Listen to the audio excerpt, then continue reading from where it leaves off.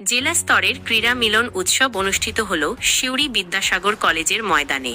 গত 9 ও 10 ফেব্রুয়ারি ভারত সরকারের যুব বিষয়ক ও ক্রীড়া মন্ত্রকের অধীনে মাই ভারতের অন্তর্গত নেহেরু যুব কেন্দ্র বীরভূমের উদ্যোগে এবং সিউড়ি নবদিশা ওয়েলফেয়ার সোসাইটির পরিচালনায় এবং বীরভূমের মানব কল্যাণ সোসাইটির সহযোগিতায় জেলা স্তরের ক্রীড়া মিলন অনুষ্ঠিত হল।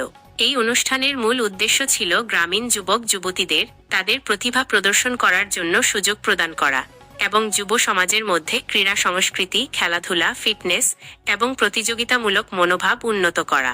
এই ক্রীড়া মিলনে ফুটবল ও ভলিবলের মতো দলগত খেলাধুলা ছাড়া athletics, run, cycling, athletics, long jump ও ব্যাডমিন্টনের মতো ব্যক্তিগত প্রতিযোগিতারও আয়োজন করা হয়।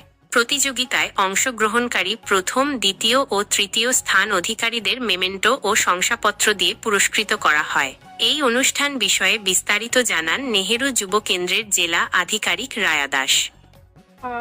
গতকাল থেকে নেহেরু যুব কেন্দ্রের পক্ষ থেকে ডিস্ট্রিক্ট লেভেল স্পোর্টস মিট শুরু হয়েছে, যেখানে আজকে তার শেষ দিন।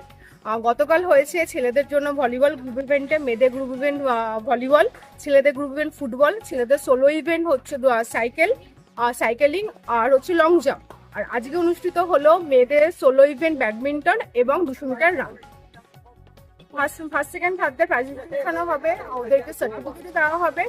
আর আমাদের স্টেট লেভেলে স্পোর্টস কম্পিটিশনও হবে, স্টেট লেভেল স্পোর্টস মিট।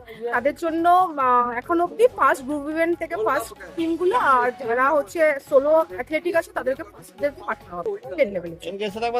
এটা অর্গানাইজ করা হয়েছে শিউড়ি বিদ্যাসাগর কলেজের মাঠে।